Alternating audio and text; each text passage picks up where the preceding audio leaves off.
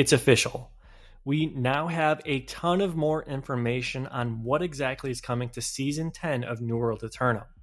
The developers recently launched about an hour and a half long video, and there's lots and lots of fluff in there. So to help you guys out, I created a quick overview of the key takeaways that were included in that video, as well as some just overview helpful tips on how you can prepare for what's coming.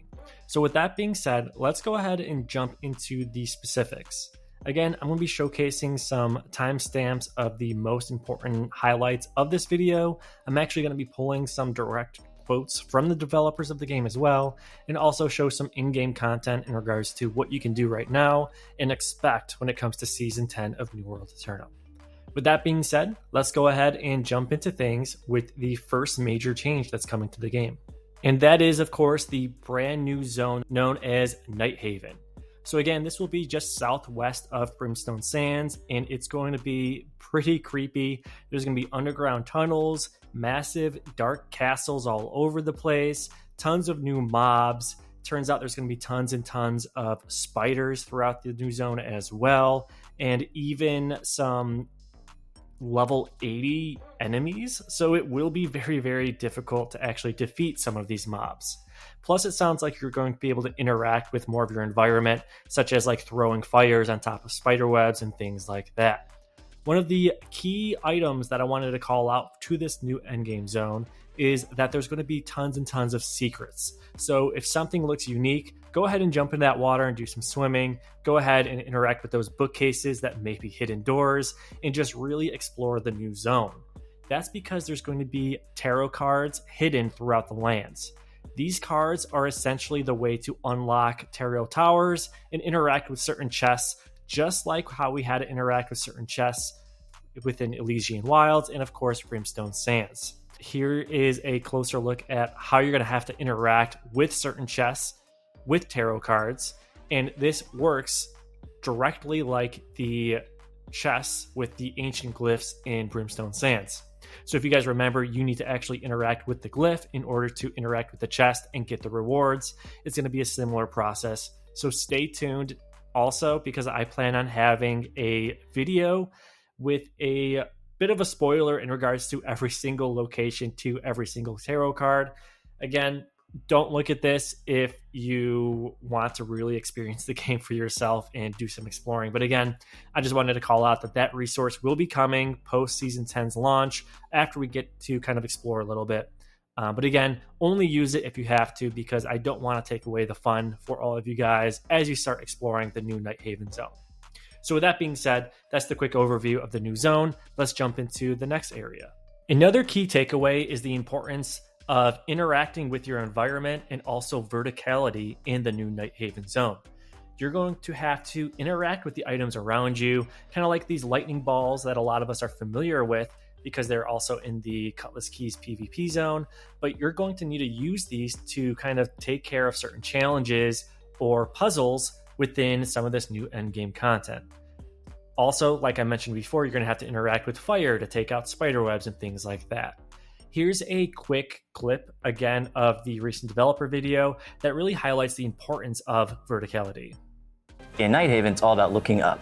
The most important lesson in Nighthaven is look up, and that's something really hard to teach. So it's hard to make players look up. So to solve that, you drop an axe on their head. Exactly. We enforced every mechanic, every gimmick, every interactable to reinforce that theme of looking up. So yeah, long story short, essentially, as you explore the new zone, don't forget, look up. Next up, let's talk about probably the piece of content I'm most excited about, and that's the new 10-man Isle of Night raid coming to Season 10.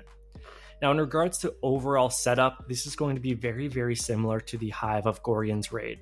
There's going to be 3 bosses, some small puzzles in between each boss, and every time you defeat one of the bosses, you get some rewards.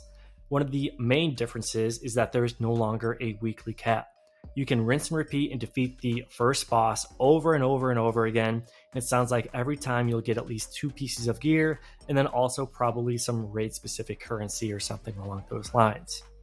Also, it sounds like the overall puzzles themselves will be a bit of a change every time you do them. So no longer brain dead, going through the motions, kind of like how some of us are doing Hive of Gorgons even. You are going to have to actually think and interact with your surroundings because it's going to be a little bit different every time you do it. So again, make sure you have your major Lost Combat trophies and get ready for a fun adventure because this new raid actually looks pretty intense. Before jumping into the next portion, this is just a friendly reminder to give this video a like or even consider subscribing to the channel if you enjoyed it. Okay, let's jump back into it. Next up, I want to talk about probably one of the most important updates to Season 10, which is the overall revamp of gear. So as we already know, the gear score is increasing to 800, but I wanted to highlight this specific clip that one of the developers called out in the recent video.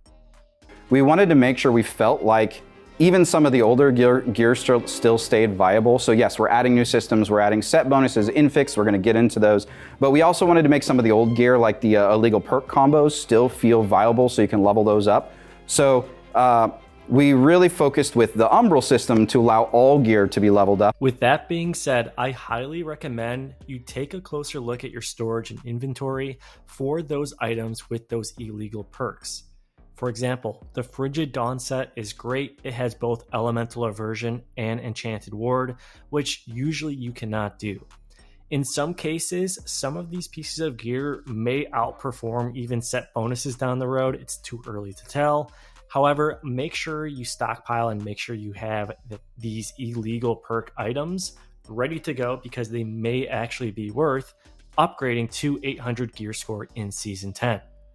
Another very important set that I really wanted to call out, just because of how broken it really is the different types of armor pieces that you can get from completing the Sandworm trial. So I wanted to call these out because, for example, take a look at this chest piece. If you take a look at the perks, it has both Keen and Shirking Energy. That's not supposed to happen when it comes to chest pieces. Keep looking and there's even more important items. Let's see, here's a hugely important light helmet for healers. Honestly, this might outperform set bonuses or certain set pieces out there. You can get Keen on chest pieces. There's some Elemental Aversion and Enchanted Ward again on medium boots, for example. Just make sure that you actually complete the Sandworm or save your materia in order to craft some of these items, because it may actually be worth upgrading to 800 based on these illegal perks that are on these items, because hey, they're not going away. Another thing I want to call out is that M3s are actually going to be worth it in Season 10. It sounds like you're actually going to be able to acquire unique items and even get 4 perk items from M3s. So again, the overall mutated rewards are going to be better and is going to be worth grinding this out. This is probably some of the first content I'm going to do in Season 10 after the MSQ, because there is some great benefits to actually doing M3s now. You may also want to consider maxing out weaponsmithing and armoring, because it sounds like you need those in order to craft the different perk charms. And of course, we have to talk about set bonuses. Here's an example that he shared in the video, but again, chances are it may change once it's officially launched. But the idea is that within the game, you can acquire specific set pieces, either through the PvP reward track, the brand new raid, or the Catacombs game mode.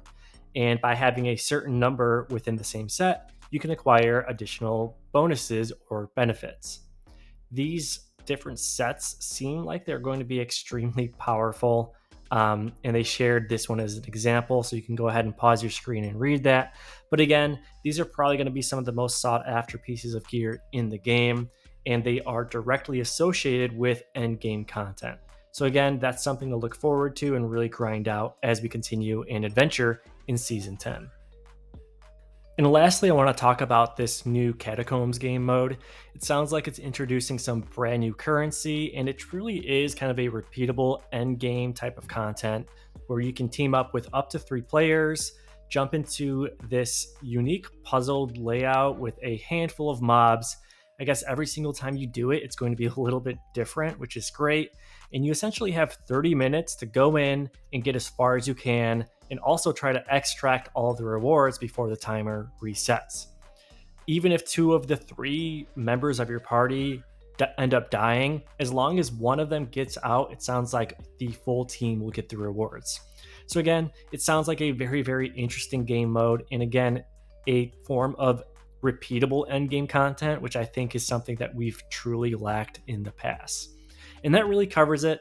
There is tons and tons of more content that is coming to Season 10, but these are some of the most important items that really stood out to me. Again, tons of changes, right? There's even some chase items where it's like certain raid bosses will have a 0.5% chance of dropping some rare items like unique mounts and certain cosmetics and things like that. So again, tons and tons of exciting things coming to New World Aeternum. I hope you guys are just as hyped for all of it as I am, because again, I plan on no-lifing this as soon as it comes out. Thanks again for watching, guys, and if you enjoyed the content, consider giving it a like and subscribe for some more guides coming soon regarding all of this new content coming to Season 10. Thanks again, and I'll catch you guys later.